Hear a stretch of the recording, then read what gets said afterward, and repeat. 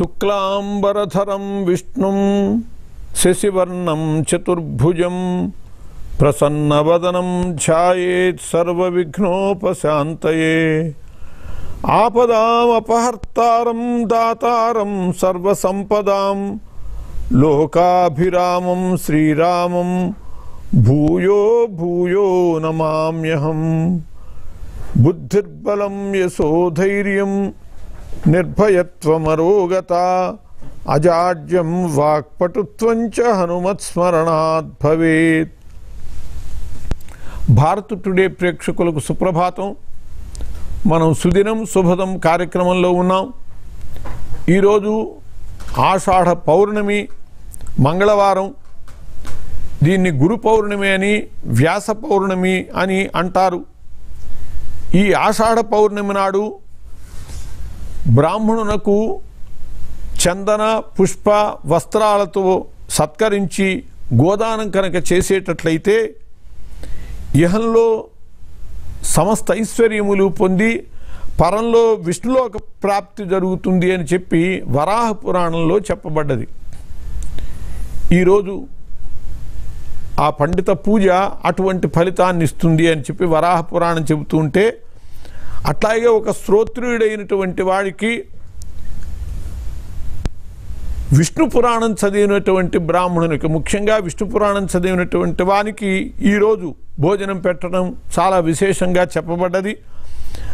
దక్షిణ తాంబూలాలతో పాటు వస్త్రములు సమర్పణ చేసి విష్ణు పురాణ గ్రంథము, విష్ణు సహస్రనామ భాష్యం, దానికి సంబంధించినటువంటి గ్రంథము ఇటువంటివి సమర్పించేటట్లయితే, మృతదేహను దానం చేసేటట్లయితే సకల పాపాలు సకల దోషాలు హరిస్తాయి అని చెప్పి మనకి విష్ణు పురాణం చెబుతూ ఉన్నది. ఇలా ఈ రోజున కర్తవ్యాలని ఆయా పురాణాలు చెబుతూ ఉన్నాయి. అట్లాగే ఈరోజు ఉన్నటువంటి వాటిలో కోకిల వ్రతం ఒకటి. కోకిల వ్రతము అనేటటువంటిది కామ్య వ్రతం, కోరికలు తీర్చేటటువంటిది. ఈరోజు సాయంకాలము నదికి వెళ్ళాలి. అక్కడ స్నానం చేసి తెలకపిండితో కోకిలని చెయ్యాలి. తెలకపిండి అమ్ముతూ ఉంటారు. ఆ తెలకపిండితో కోకిల ప్రతిమను చేసి, కోకిల బొమ్మను చేసి దానికి పూజ చేయటం. ఇలా నెల రోజులు కనుక పూజ చేసేటట్లయితే బాలిక ఆచరిస్తే ఈ కోకిల వ్రతము మంచి అందగాడైనటువంటి పురుషుడు మగడవుతాడు. మంచి వరుణ్ణి పొందటం కోసమని బాలిక ఇది నిర్వహించాలి. ఇదే బాలుడు కనుక ఈ కోకిల వ్రతం నిర్వహిస్తే మంచి అందగత్తైనటువంటి వధువు వస్తుంది అని చెప్పి మనకి శాస్త్రం చెబుతూ ఉన్నది. ఈరోజు వ్యాస పౌర్ణిమ. వ్యాసం వశిష్ఠ నప్తారం శక్తే పౌత్రమకల్మషం పరాశరాత్మజం వందే సుఖతాతం తపోనిధం అని చెప్పి ఆ వ్యాస భగవానునికి నమస్కారం చేసుకుని ఆయన పూజ చెయ్యాలి. వ్యాసం వశిష్ఠ నప్తారం. వ్యాస భగవానుడు వశిష్ఠుని యొక్క మునిమనవడు. శక్తే పౌత్రం, శక్తికి కుమారుడు, మనుమడు. పరాశరాత్మజం, పరాశరునికి కుమారుడు. వశిష్ఠుడు, వశిష్ఠుని కుమారుడు శక్తి, శక్తి కుమారుడు పరాశరుడు, పరాశరుని కుమారుడు వ్యాసుడు. సుఖతాతం, ఆయన శుకునికి తండ్రి. వ్యాసుని యొక్క కుమారుడు శుకుడు. ఇది పరంపర. అటువంటి పరంపర కలిగినటువంటి వ్యాస భగవానునికి నమస్కారం చేసి ఆయనకి పూజ చేయాలి. ఈ రోజున గురు పౌర్ణమి. వ్యాస పౌర్ణమిగా ఎందుకు చెప్పబడుతున్నది అంటే, ఈ జాతికి గురుస్థానీయుడు వ్యాస భగవానుడు. ఆయన మనకి వేదములు ఏవైతే ధర్మమూలములైన వేదములు ఉన్నాయో ఆ వేదాలన్నింటినీ కూడా, అనంతావై వేదా కకావికలుగా ఉంటే వాటిలన్నింటినీ కూడా సంగ్రహించి వ్యాసంగం చేసినటువంటి వాడు. అందువల్లనే ఆయన వేదవ్యాసుడు అన్నారు. పృథ్వీయుగంలో, ద్వాపర యుగంలో వేదవ్యాసుడు. ఒక్కొక్కళ్ళు వేదవ్యాసులు అవుతూ ఉంటారు. ప్రతి మహాయుగంలో కల్పాలలో మారుతూ ఉంటారు. వ్యాసుడు అనేటటువంటిది ఒక పదవి, ఒక వ్యక్తి కాదు. మనకి సమీపంలో ఉండేటటువంటి ద్వాపర యుగంలోని వ్యాసుడు కృష్ణద్వైపాయనుడు. కాబట్టి మనకి సన్నిహిత వ్యాసుడిని కృష్ణద్వైపాయనునిగా మనం చెప్పుకుంటూ ఉంటాం. అటువంటి కృష్ణద్వైపాయనునికి పూజ చేయాలి. ఎందుకు అంటే ఆయన ఈ జాతి మొత్తానికి కావలసినటువంటి అద్భుతమైనటువంటి జ్ఞానాన్ని ఇచ్చిన గురువు. అష్టాదశ పురాణాలు, ఉపపురాణాలు, బ్రహ్మసూత్రాలు, భాగవతము, మహాభారతం, యది హాస్తి తదన్యత్ర ఎన్నే హాస్తి తత్క్వచిత్ అని చెప్పబడినటువంటి మహాభారతాన్ని ఆయన అందించారు. సృష్టి మొత్తంలో ఏదైతే ఉన్నదో అదంతా ఈ భారతంలో ఉన్నది. ఈ భారతంలో లేనిది అసలు సృష్టిలోనే లేదు అని చెప్పబడ్డటువంటి భారతం. అటువంటి భారతాన్ని రచించినటువంటి మహానుభావుడు. అందువల్ల ఆయన్ని, ఆ కృష్ణద్వైపాయనుణ్ణి ఇవాళ వ్యాస భగవానుణ్ణి చక్కగా పీఠం సిద్ధం చేసి దాని మీద ఒక అంగవస్త్రం పరిచి దాని మీద బియ్యం పోసి నిమ్మకాయలు ఉంచి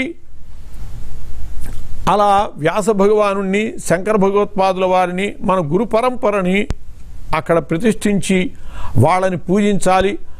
ఆ తరువాత ఆ నిమ్మకాయలని స్వీకరించటం కూడా శ్రేష్టమే అని చెప్పబడ్డది. ఆ బియ్యము కాసిన తీసుకువెళ్ళి మన ఇంట్లో ఉండేటటువంటి ధాన్యంలో, బియ్యంలో కలుపుకునేటట్లయితే అది చాలా విశేషము అని చెప్పి సంప్రదాయబద్ధంగా అలా చేస్తూ ఉంటారు. గురువునందు అనన్యమైనటువంటి భక్తి ఉండాలి. నా గురోర్ అధికం, గురువుని మించినటువంటిది లేదు. యస్య దేవే పరాభక్తి యథా దేవే తథా గురవు అన్నారు. భగవంతుని యందు ఎటువంటి భక్తి చూపిస్తామో అటువంటి భక్తిని గురువునందు చూపించాలి. గురువులో భగవంతుణ్ణి చూడాలి. గురుర్ బ్రహ్మ, గురుర్ విష్ణు, గురుర్ దేవో మహేశ్వర, గురు సాక్షాత్ పరబ్రహ్మ, తస్మై శ్రీ గురవే నమః అని చెప్పి ఆ గురువులో మనము బ్రహ్మ విష్ణు మహేశ్వరులను చూడాలి. అలా మనం గురువుల్ని పూజించాలి. ఈ రోజున గురువులు అంటే మనకి చాలామంది ఉంటారు. 1వ తరగతి గురువులు, 2వ తరగతి గురువులు, ఇంగ్లీషు, తెలుగు, సైన్సు, సోషలు, ఇలా ఇంతమంది గురువులు ఉంటారు. ఎవరిని పూజించాలి అని ప్రశ్న వస్తుంది. ఎవరైతే మన జీవితము చరితార్థం కావటానికి కావలసినటువంటి విద్యను అందజేస్తారో వాళ్ళని గురువులుగా మనం స్వీకరించి అర్చించాలి. ఈ రోజున అజ్ఞాన తిమిరాంధస్య జ్ఞానాంజన శలాకయా చక్షురున్మీలితం ఏన తస్మై శ్రీ గురవే నమః. అజ్ఞానము అనేటటువంటి కామిల వ్యాధిని పోగొట్టి జ్ఞానాంజనము అనేటటువంటి ఒక శలాకతో ఆ నేత్రములు తెరిపించినటువంటి మహానుభావుడు ఎవరైతే ఉన్నాడో అటువంటి గురువుకి మనము పూజ చేయాలి. గురువుల కోసం పరిగెత్తవలసినటువంటి అవసరం కూడా లేదు. మనకి గురువులు ప్రతి వ్యక్తికి 3 ఉంటారు. తొలి గురువు తల్లి, 2వ గురువు తండ్రి, 3వ గురువు పాఠాలు చెప్పినటువంటి గురువు. కాబట్టి మన తల్లిదండ్రుల్ని సేవించటం కూడా, వాళ్ళకి పూజ చేయటం కూడా గురు పూజ చేసినట్లే అవుతుంది. ఈ రోజున తల్లిదండ్రుల్ని పూజించటము, అట్లాగే గురువుని పెద్దవాళ్ళమయ్యాక మన జీవితానికి కావలసినటువంటి సన్మార్గాన్ని ఉపదేశించినటువంటి గురువులని, విశేషించి మంత్రోపదేశం ఎవరైతే ఉపదేశం చేస్తారో అటువంటి వాళ్ళని పూజించటం. నారాయణ సమారంభాం వ్యాస శంకర మధ్యమాం అస్మదాచార్య పర్యంతాం వందే గురు పరంపరాం అని చెప్పి అలా గురు పరంపరని సాక్షాత్తు శ్రీమన్నారాయణుడు కృష్ణం వందే జగద్గురుం అని చెప్పబడినటువంటి ఆయన, ఆ తర్వాత వేదవ్యాసుడు, ఆ తర్వాత శంకర భగవత్పాదుల వారు, ఆ తరువాత మన గురువు, మనకి విద్యను నేర్పినటువంటి గురువు. అలా వాళ్ళని క్రమంగా అందరినీ పూజ చేయాలి. అదే నారాయణుని బదులు సదాశివ సమారంభాం శంకరాచార్య మధ్యమాం అస్మదాచార్య పర్యంతం అనేటటువంటి పాఠం కూడా ఉన్నది.